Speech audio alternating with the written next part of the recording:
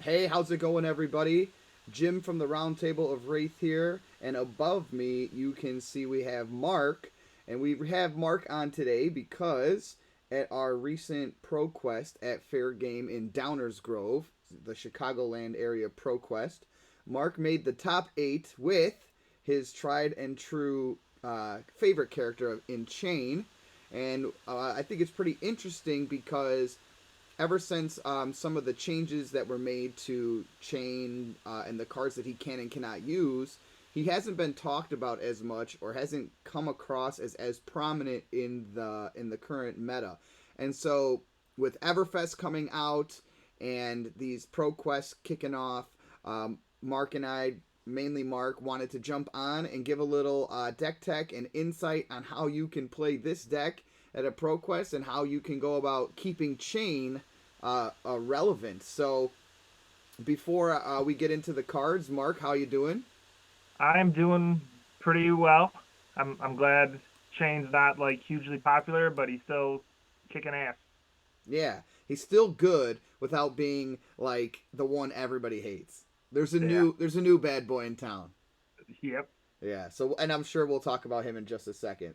All right. So on to the deck list that you used in a 40-person tournament to get into the top 8. Um, for your equipment, as they can see on the screen, from my outside opinion, it looks pretty standard. You got the Rosetta, the Iron Weave, the Skull Cap, Husk, the Crown, the Grasp of the Arknight, the Creepers, and the Vexing Quill Hand. And as I look at this, what cards are you playing? What equipment slots are you using in your matchups, and why? And what comes out and in depending on who you're playing?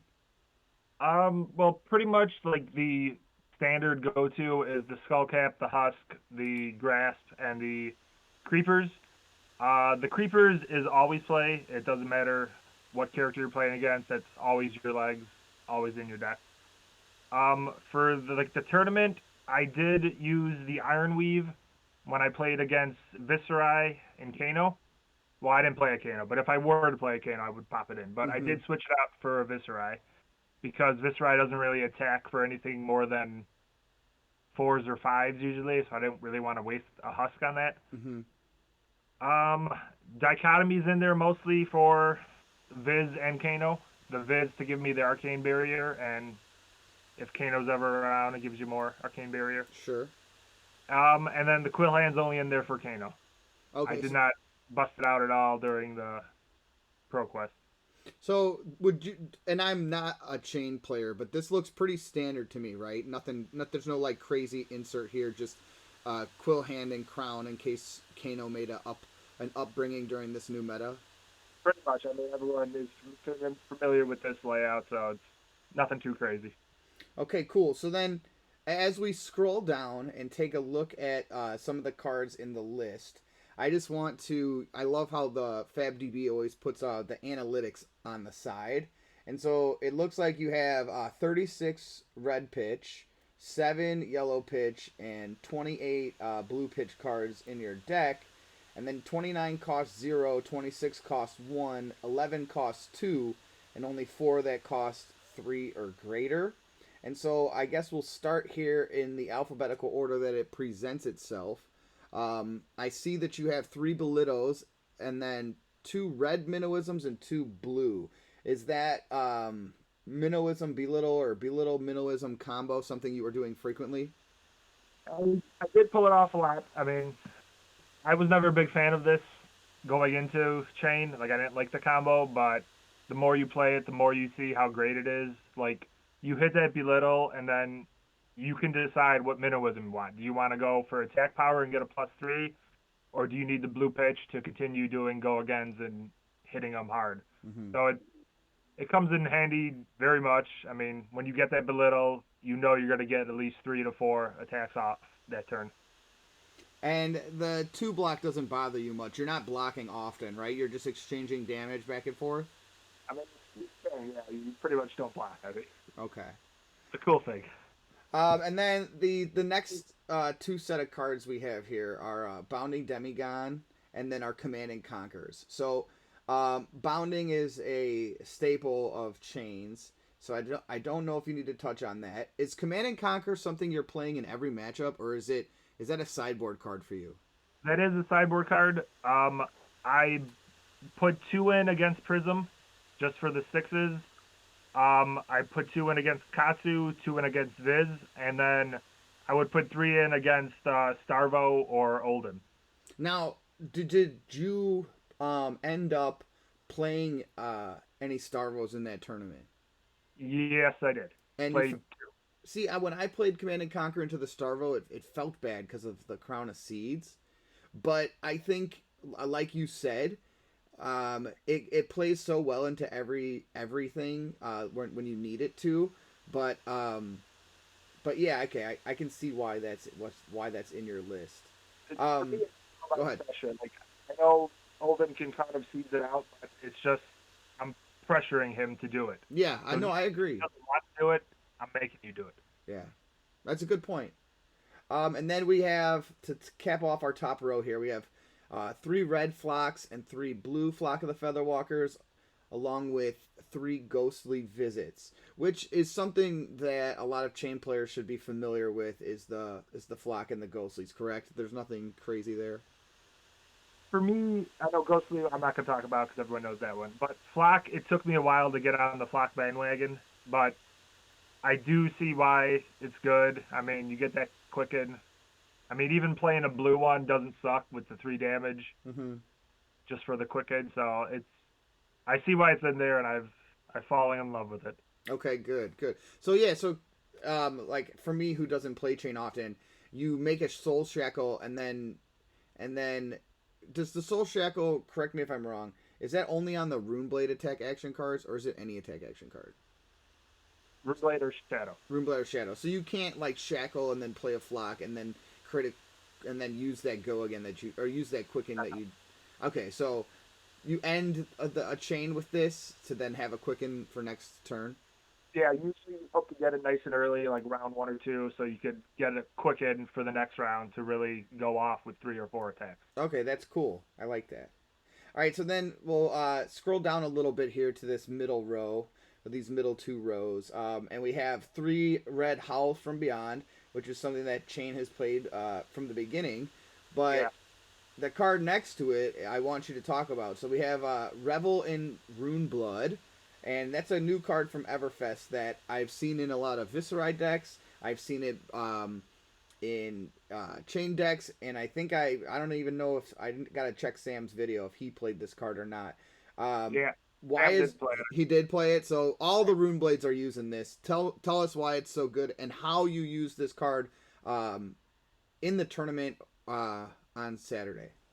I mean, for the most part, what knows you just wait to use it until you play a non-attacking attack, and then you get your 4 rune chance. For me, it was like my go-to card to play off of the creepers. Just, I mean, if you need the extra action point, it's a zero coster. It gives you that action point. It only costs 1 with the creepers, and then you get 4 rune chance, which is just insane for 0 resources. And then even playing that right before you swing with your Rosetta Thorn, it's 4 rune chance, 2 arcane, 2 physical. Right there, that's 8 damage from like 1 resource. It's And yeah, insane value. I mean, and you've already attacked that turn, so yeah, it's it's just the card's crazy, it's and very there's good. a reason why it's in every Runeblade deck because it is just crazy. But the creepers are what really makes it work, right? Like if the creepers didn't exist, this wouldn't probably feel as good. I mean, it still would. It's just it gives you that extra bonus if you need the action point. Yeah. And even someone like a Prism, it allows you to continue the flow. Or even if there was an Oldham, that wouldn't allow him to use his shield, and you could pop it with the creepers. But obviously, there was no Oldham in the ProQuest right now. It's all Starvo. Yeah, very true. Um, okay, so then after Revel in Rune Blood, we see Riftbind, which is a tried and true train card. But then I see a card that Reek of Corruption, a two coster. If you have played or created an aura this turn, Reek of Corruption gains when this hits a hero, they discard a card. Is this a card that was played in every matchup of yours, or is this sideboarded in and out? This is also a sideboard. I kind of switched it out from consuming volition because I felt it was easier to get this off or get the claws off versus consuming volition because you're always making that soul shackle and that's Mm-hmm. all it needs to do. I only put them in against Viz and Starvo, mostly just because I know they want to keep their hand, Yeah. and this is a way to put pressure on that hand to either block or get rid of a card. Mm-hmm. So, do you like after how'd you feel about it? Like after playing it with it throughout the tournament, is this something that you're going to leave it in your list, or is it will it remain a flex spot? It will be your sideboard for sure. Yeah. Keep it. I mean, especially with people not wanting to block, it's an ideal card to put pressure on a hand. Alrighty. So then scrolling down just a little bit more, we have our three shadow puppetries, which we know is a chain stain, a chain staple. The three red unhallowed rites, soul reaping, three art of wars, and then runic reclamation, which is a three coster from Everfest. When runic reclamation hits a hero, destroy target aura they control. If you do, create a rune chant token. Is this just a prism sideboard card, or is this something that you're trying to play? Ideally, it's for Prism. Um, if you could also play it against certain like Viz and whatnot if they have the incantation card in their deck. But for me, it was mostly just used for Prism. It's a 7 attack, so it can blow up her Phantasm. It Mm-hmm. could attack with it and blow up auras, especially those new Everfest auras that aren't really instants. Yeah. They just kind of chill on the table. It's a good card for that. I mean, I it kind of like took the place of Ninth Blood or Ninth Blood Oath Gate, Yeah, whatever it's called. Ninth Blade of Yeah, the Blood Oath or something like that. it's kind of took that place because you didn't really need the 9 attack and the yellow, so it was like this card kind of has a little better play for me. Never It, got it off, but I liked having it in the deck. yeah, and geez, the artwork's awesome. I never really gave this card a good look at it because usually I skip over Runeblade things, and I'm ignorant to it because of my previous hatred for the classes. All right, moving along, we have one Eclipse. Is Eclipse? Do you play this in every matchup, or do you take it out at all? That was literally just for that one, and the card we're probably get to soon, the Seeping Shadows. It's only in there for Oldham. I didn't Oh, know if Oldham would be a thing, but that's the one where you're gonna have to need to get Ursa out. okay. Because like Eclipse must be extremely hard to do now without seeds, right? Yeah, I mean, if you watch Turret's video from Channel Fireball, it's basically like you have to keep stuff in your banish zone just to get the 6, so you could for sure get Ursa off. Yeah. We have the two invert existence, uh, three blue Mauvrin, and then yellows and blues of Captain's Calls. Of the three cards I just said, invert, Mauvrin, and Captain's Calls, do you want to touch on anything about those? I would probably go back to my 3 invert existence. I just love that card. It won me a game. And it always seems to win me games, so I would probably go 3. And I would probably remove one blue Captain's Call just because it only works with the 0 cost, and I think I only got 9 of them. Mm-hmm. Whereas the yellow Captains, I have 27 to hit off of. Yeah. So, what do you think, off the top of your head, for someone watching this video, what those three blue Captain's Calls could become? Do you have any ideas? Well, I would still leave 2 of them in, so I would Oh, just just take take one like out and one make it out. the invert. Yeah. Okay. Okay. It still had play a lot because obviously bounding's in the deck, so when you do get it, it allows you to go for those 3, 4 attacks that you need to keep Chane potent and powerful. And then I see uh, Shrill of Skull Form, which is another new Everfest card. You have the blue ones in here. Is this a card? I see that it's 2 costs, and if you have played or created an aura this turn, it gains +3. Well, that's pretty good for a blue that can do 5. Is this something that is in every matchup? Yes, I mean, it took the place of forgot what other there was some other blue attack I always had in there, but it took the place of that card, and I didn't think it would be that great. I just thought I would use it for a blue pitch and maybe a block, but this card was actually came in handy a lot because I did pair it with Minnowism, because Minnowism Mm. wants 3 or less base. So I was getting a +6 on this. So this thing was swinging for 8 a 8. lot of times, and it was just like, wow, it's a blue pitch for 8. I can dig that. Wow, I didn't think about that that interaction with the red minnowism, right? Yeah. And when you have a handful of blues, it's like, oh yeah, I could swing this and really hurt you actually. Yeah, that's awesome. And then the bottom of here, before we talk about some of your matchups, I see 2 time snaps, the Shadow of Ursa, of course, 1 tome, and then 3 Vexing Malice, which is all pretty common. Are the time snaps just against Prism? Yeah, I honestly like that's something I would think about. I When you do get it off, it stops Prism from doing the arc light, but especially in this meta, I never got it off, and I was still able to beat Prism pretty handily. So that is something. If you want some other blues in there, you could think about switching that guy out. But it is good to have for Prism just to know that you have it on the table. Mm-hmm. And then let's talk about. So now we kind of discussed the classic chain cards that were in here, some of your new additions, and some things you would change.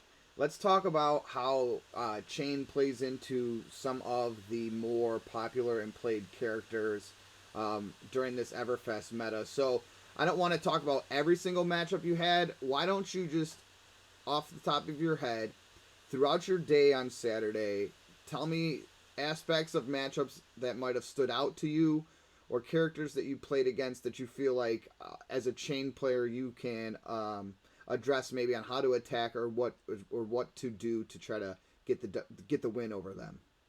All right. So first one I'll talk about is Katsu. That's pretty much a 50-50 matchup because you're both aggro and you're both going for blood right out of the gate. Mm-hmm. I did lose it because the guy is a known Katsu lover and he knows how to play that deck. And I mean, he just was able to hit the gas quicker than I was. So, and I didn't get any Art of Wars to really help me out. Mm-hmm. But yeah, that was pretty much 50-50 matchup. Nothing, no shame in Do losing you it. play the Carrion Husk against Katsu? That was my mistake. I tried to be funny because I thought it would be like 100 wins type of deck, and I was like, you know what? Maybe I'll go Aether Ironweave and try to get my 2 resources. Maybe that would help. But Mm-hmm.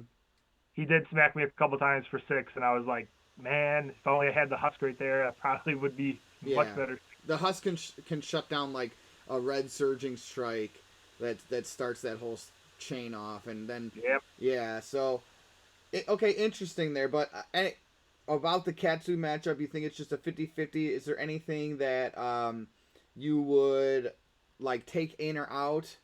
Obviously, aside from the obvious things like the cards that are in there for certain matchups, like Runic for Prism and the Time Snaps for Prism, and like you said, the old hymn Eclipse and Sleeping Shadows. Against Katsu, was there anything that you were, because Katsu's a popular character, was there anything you were making sure you put in or took out? It was just 2 CNCs, and that was it. And you want to be light because you want to make sure you get your gas, Okay. but it wasn't too much. Okay. What else stood out to you from Saturday and some of the I characters did, you played against? I did play one Viz, and he that deck really comes at you strong. So it seems similar to Katsu, except the problem with Viz is there are turns where he might not get a non-attack, which is what happened to him. So he was only able to attack me once and then end his turn, and that pretty much swung the tide in my favor. Mm-hmm. And then I was able to just let Chane and the Banish do the rest. And then obviously with Invert, and I mean I had the Aether Ironweave because I knew Viz wouldn't be attacking for too much. He's kind of similar to Chane with weak attacks, like for 4 or 5. Mm-hmm. So the Ironweave did come into play to help me get an Invert off and the Rosetta Thorn to win the game. So I think it's very, I think it's key to have the Ironweave in Do that deck. do you play the Crown of Dichotomy against Viz, or do you go? Nah, I'm just going Skull Cap and sticking with the damage block. I did think about that because I had both the Quill Hand and the Crown, and I decided to go Crown because most likely you're going to be trading damage type of thing, and the Skull Cap may not be active for you when you're defending. Mm-hmm. So it's probably good to just switch it up and keep the 2 or the 2 and the 1 block for your grasp instead, because you know that's always active whenever you need it. Yeah. Interesting. I like that. Um, okay, so you saw Katsu, you saw Viz. You had to have played some Starvos because he's everywhere right now. So I think that's what probably all the peeps are waiting for. How does Chane play against Get into Starvo? Starvo. Get into Oh, you Starvo. get there? Who else? All right, Yeah. keep going then. Big Prism and then Starvo. So Okay, well, Prism was keep pretty. building it. I mean, it was the same as it always was, except there's a lot more auras you got to remember. But it's pretty much you block a little, and then if they do a judgment or an erudition, that's your time to block. Use the husk, and then just kind of turn the tide and smack away. It's even better if you get like a CNC because then you could blow up one of their auras or their heralds. I did see a couple that I was able to blow up, but for the most part, it was the husk that just turned the tide, and then you just go crazy at them, and they can't stop you. Mm-hmm. Even if they use an arc light, it doesn't even matter. It's just because they have to pitch their whole hand just to use it, and then you just keep. You might take 4 damage, but who cares? You're gonna come at them so much stronger the next turn. How many prisms did you see on Saturday? Two. Two. Obviously, you well, you won both. Yes, What was your one loss to? Was it it was to a Starvo. a Starvo? Okay, so you were successful against both prisms. Were those games against Prism, were they close, or were you able to outgas her quite easily? It starts off kind of close because you do take a lot of the herald damage, but then, like I said, once you use that husk, then their life just goes down and yours just stays up. Mm-hmm. And so then against Prism, all the CNCs, all the runics, your 2 time snaps. Um, are you taking things out, or are you just going in with more cards? I just go with more cards. Okay. So leaving Because your. sometimes, Oh, like, go even ahead. if you see, like, a CNC or a Soul Reaping, you don't have to use it to block if you feel like attacking with it is more pressure on them. Mm-hmm. So usually if I see them with, like, a Arsenal spot, I'm like, huh, maybe I'll just hang on to this CNC and try to target that Arsenal. So it's good both ways. You could block with it, or you could just use it as your gas. Mm-hmm. Okay, and then so you place 2 prisms, a Katsu, a Viz. That's 4 rounds, and there were 6 rounds of Swiss. What else did you see? Aggro dash. That was pretty much just insane aggro, and basically you block a little the first couple rounds, and then you just out aggro dash. Okay, so That was kind of a cool matchup, but so then that leaves Dash, and you out aggro Dash before she can. If it's Dash aggro, you got to go gas down before she gasses down you, and yeah. then Now we get on to the next thing. the star of the show. Go ahead. So I feel like Chane has a really good matchup against Starvo, mostly because of the husk. Uh, they're not always going to get their dominates. They are fishing like hell for the dominate. I mean, you see them with the Crown of Seeds. Some people do Art of Wars to try to do it. Some people might even use the Earthlord Bounty and draw a card. I mean, there's millions of ways for them to try to get it, but they are fishing like hell to get that dominate. Mm-hmm. And at least you know with that husk, you have at least one turn to stop it. But pretty much, you only use the husk for like mid to late spinal crushes. It doesn't really matter if he spinal crushes your first turn. Who cares? Mm-hmm.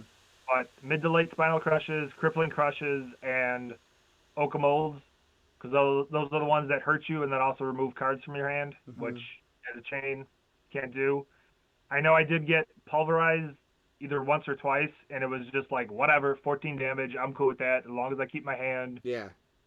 Well, I'll do 14 to you. yeah. When you're trading damage, the scarier are the on hits, like Oaken Old and Crippling Crush that will debilitate your ability to continue to gas. Like you said, you're okay with exchanging damage for damage because you can believe that you can output as much as they can per turn if you have the ability to keep your hand. So then, what in the loss to Starvo, what happened to prevent that from happening? He's able to get probably at least 3 dominates off, and I think 2 of them, or I think one was Crippling Crush and one was an Oaken Old. So I was able to block one of them, but the other one I wasn't. And usually after that, it just kind of turns the tide. Mm-hmm. So it is kind of a race. for him not to get his dominates, so it is kind of a little luck there. But if you're able to, you could pull out wins. But I even with getting dominated, and I think he even spinal crushed me once. The game was still 1-0, so I had him to 1 health. Oh I wow, just was it was able that to, close. yeah. I think I actually killed myself with blood debt, but it was still a very close game, which is like I beat one Starvo and I lost by 1 health to the other Starvo. So I think Chane has a good matchup against a Starvo. If you're going to your ProQuest and fairing the Starvo, I think Chane has a good matchup against it. That's good to hear, and I think it's encouraging to hear. And we obviously have just put out Sam's video, and he was on Briar, so possibly a go wide. And these Rune Blades have the ability to do that. That can dish out a lot of damage back. Is a good matchup into Starvo, who's just trying to hit you big, turn after turn. Um, And then even if they do like their little Winter's Wail with an ice card with so many blues in the deck, it's kind of like whatever. I could spend an extra resource on something yeah, and still be in good shape to smack them back pretty hard. I agree. As a Katsu player, same thing. If they got the frostbite on me, I didn't care as much because of how many blues that are in my deck. I mean, Yeah, there were turns where it would mess up my math, um, sure, but for the most part, like you said, it is what it is at that point. yeah, Um, but I also want to give you credit too because sure you Chane might have a good place in the old. Starvo, but you're also someone who's been playing him now for months on end. So you have all the practice reps that you need to already know how to take this deck into new waters as they develop. So if someone were to watch this video, make this deck. And go at it, I know they'll probably need the practice reps because you got to give yourself some credit, man. You're a hell of a player. You consistently get top eights in these events and represent the squad in a positive way. thank you, appreciate it. But it is, I mean, my choices was between Viz and Chane, and I did just feel Chane had a much better matchup against Starvo than Viz did. All because of the husk. That was like the major factor was I could block for 6 and a card and stop you, and Mm-hmm. then turn it right back around on you. Yeah. All right. So as we wrap this up, any final thoughts moving along? Are there here? I'll ask this question: are there any other Everfest editions or cards, whether it be generic or Runeblade, that you can see having a place in a current chain list? I mean, I think there was like a blue this drinks on me or this rounds on me, Yeah, the which rounds was on kind of me. cool. It pretty much draws a card, or everyone draws a card, and then you get -1 attack against you. Yes, yes. That card had some play in it, and it was kind of cool. Like, I could possibly see those coming out. And then I think there's even bigger than that, Mm-hmm. which is an instant, of course, lets you draw a card again. So I think that might have some play Mm-hmm. if you can build your deck around something where you attack weak and then find a card that's strong. Yeah. So yeah, those cards, anything that helps you draw a card could always have a play in a In chain deck. chained. Yeah. Awesome. Well, thank you for taking the time out of your night to have this little discussion with me. We will get this up on the channel. If you haven't, Sam from our team actually did win the Chicagoland ProQuest, and he put Hell up yeah. his Briar Deck Tech interview with Ryan. So check that out if you haven't checked it out before. We'll keep trying to put out this great content for you guys. And until next time, this is Mark and Jim signing off. We'll see you later. See ya.